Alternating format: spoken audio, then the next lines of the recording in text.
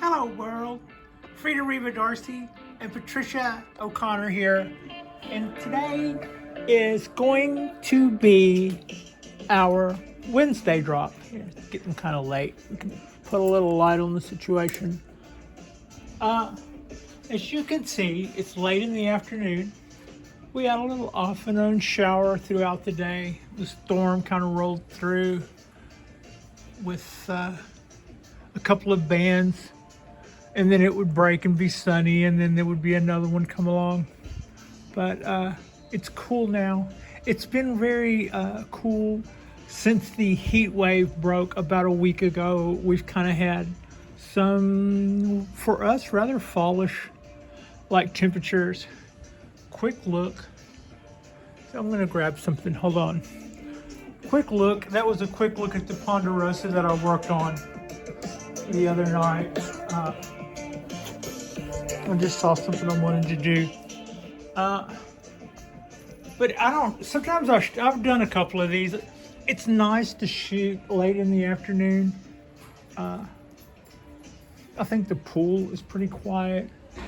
Yeah, the pool is kind of still out there. You can hear the birds going in the background, but other than that, things are pretty quiet. Here's a little look at the Ponderosa after I did the cut back on it earlier in the week.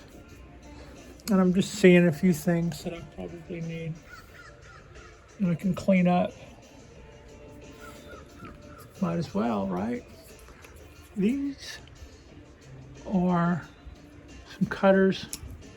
They're called Snip-X. When I saw some the other night on a video that I was watching, I knew what they were right away. I'll take this wire and I'll back this wire off and either loop it to this one or see if taking it that far will get that guy to tip up. Anyway, cleaning up some of these. When I was watching a video the other night, and I have noticed a few bonsai guys using these cutters. I bought these about the same time that I bought those, and that was before I got into bonsai. Basically, I did that just as house tools, and since then I've seen several accomplished bonsai people using these. These are called Snip-X, and they look like bolt cutters. And whereas a lot of pliers are baby bolt cutters that are pliers that look like bolt cutters, or wire cutters that look kind of like bolt cutters, these guys make bolt cutters. That's kind of what they do. There's no difference really between this and the big ones. They're pretty sharp, they're pretty durable, they're heavy. The reason I was surprised to see bonsai people using them is if you drop your little wire cutters and they land on your foot or they land on a pot, you might be okay. But if you drop these on something, it's broke. Like 100% of the time, give or take 3%. But the bright side to these is if you want to cut a branch off and it's got wire on it, that's not really an issue. These guys aren't going to slow down over your little bit of wire. Should not do that. I was about to almost cut that bud off. I need to get in there and cut that clean. I can do that two-handed better. But anyway, that was a little bit on that. And here's how that came out. I just wanted to show you guys in good light how the Ponderosa looks. I've got a little bit more. I could have cleaned out there and maybe a little bit more there, but I think we did. It's a little bit more literati looking. Yeah, it would be more literati looking if I took out all of this too. I think I'll do that next. But it has gotten cooler, and with the cool snap, I think maybe our trees are starting to look a little bit more polished. I'm not like, it shows up more on the maples and stuff, but I would not feel like I could trust this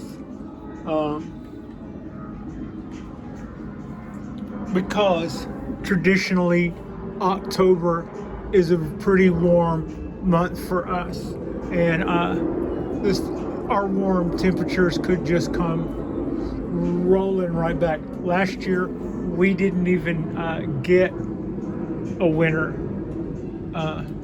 Stuff that I wanted to do to my maple, I never did because I never felt like it was a really good time to be doing it, because I didn't feel like we got a winner out of that deal. I would be glad to think that the trees thought so, but I don't know. A little quick look at our ponderosa and our little pines. That's our little mame that was a part of our $50 no holler challenge. And this is a little shohin Japanese black pine that I've been working on for about a little over a year now. And this is Simply P, and Simply P is looking pretty good. I'm kind of happy with the way. I feel like, like some trees, you get them and they're just absolutely gorgeous, and you worry that maybe you did do this or shouldn't have done that. But I have a feeling like I improved the look of this tree. I have trees where I don't feel like I've improved. I have trees where I felt like when I got the trees, they were at a high water mark, so to speak. So the challenge was to maintain that, and to some degree or another, all trees are going to look slightly better or slightly worse than one day. So this guy has been to hell and back, for instance. This guy was starting to get a little yellow when I got it, but I wasn't sure what was up. I think it was just a needle exchange, and I want to see its color green up a little bit more. That's also a Japanese black pine. My ball cypresses are starting to show a little bit of color to them. They're starting to lighten up in their color a little bit, but they were doing that primarily in the heat hot part of the summer. So I don't really know if that's a reflection of September, but I think this is also a good time to show something that I've mentioned before. I get an awful lot of ambient light here from the sun. I just worry that with a roof overhead, I don't get enough overhead light, and that's why I use these two lights to pump that up and make sure that in the course of a day they get a certain, they get their requirements. But at the same time, I'm not really so sure. I feel pretty good about what they would put out, but if I were just relying on those two lights, everything would be very, very top lit. This stuff gets a little warm and gets lit real well. The stuff farther down, less so. The stuff up here might actually have to worry about burning, but as you go down, you get less luminous as that all works. So far, I haven't seen any issue with any of the trees. They all seem to be getting really good light, but that is also because I think I'm giving them quite a bit from there and quite a bit from here, and between the two of them, I don't have to worry about whether the good light is reaching in far enough in the spring, or but here's the other thing. At this time of day, you can still see it's fairly light out. You can still see, some sunlight on the plants, but the lights aren't on. And the reason the lights aren't on, instead of, I could be maximizing all of this, but it's really important that the tree knows what's up. It's really important that the tree knows what day it is, what time it is, what time of year it is, what time of day it is,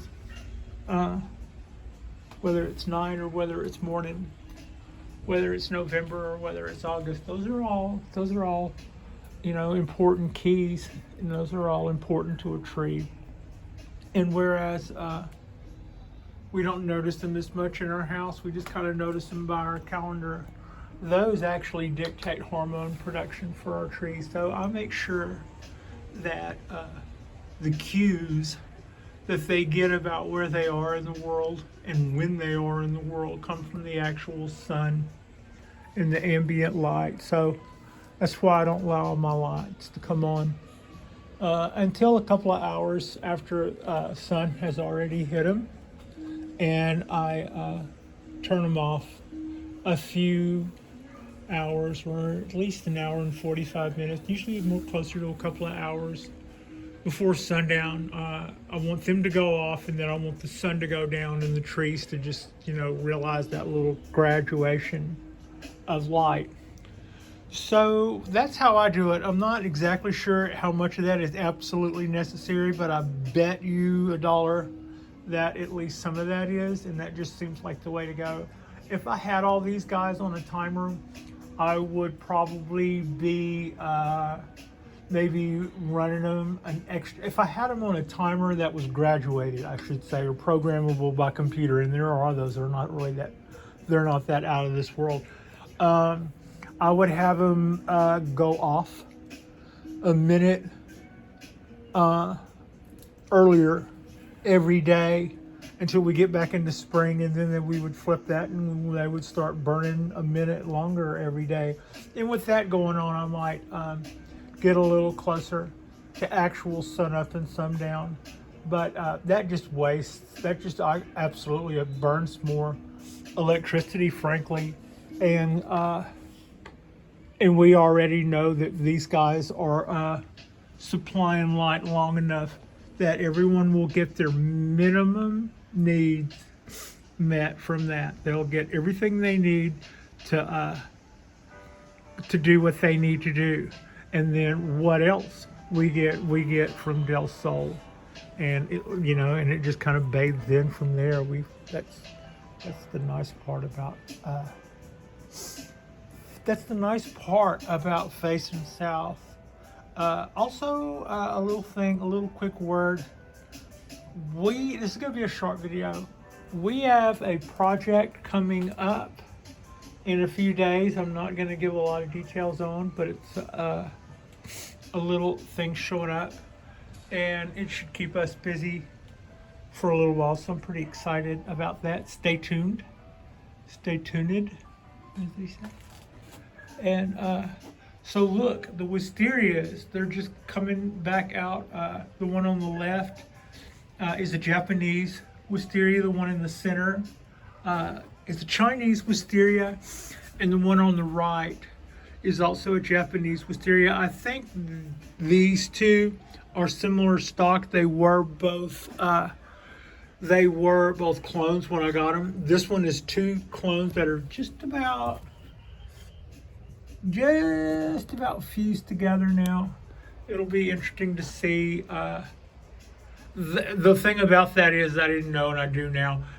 Apparently, they won't bloom at the same time, whether they fuse together or not. As individual clones from the same cutting, they're still gonna put out their leaves and get rid of their leaves and do whatever they're gonna do on their own little thing, even though they're all from the same family. They can vary a little bit. And whenever you fuse two trees like that together, I'll have one side that may start before the other every spring, and one side may die back before the other. One side may bloom while the other doesn't. And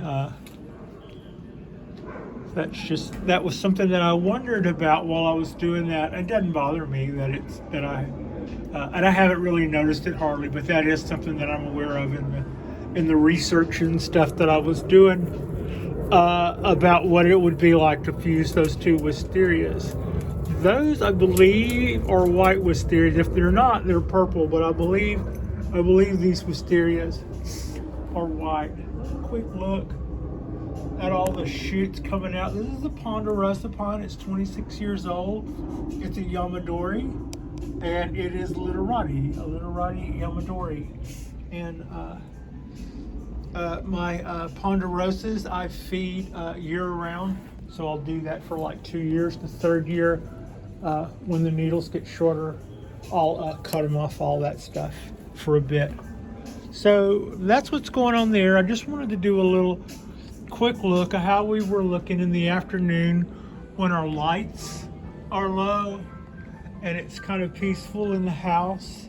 We've got a cool breeze rolling through here. It's going to be in the mid 70s most of the week, although it could warm up by the weekend. We'll just have to wait and see. But yeah, it's pretty nice out. I'm loving it, I guess. So like and subscribe if you guys hadn't already. This project coming up is going to be a doozy, and I'm really looking forward to it. I'm starting to kind of get a little bit of supplies going for it, and kind of waiting on the mail though. So I could be lingering on this, but I'm not going to give up. I'm not going to give up the lead on this quite yet. So yeah, thank you so much for watching. I appreciate you. Frida appreciates you. And our next drop will be our Friday drop.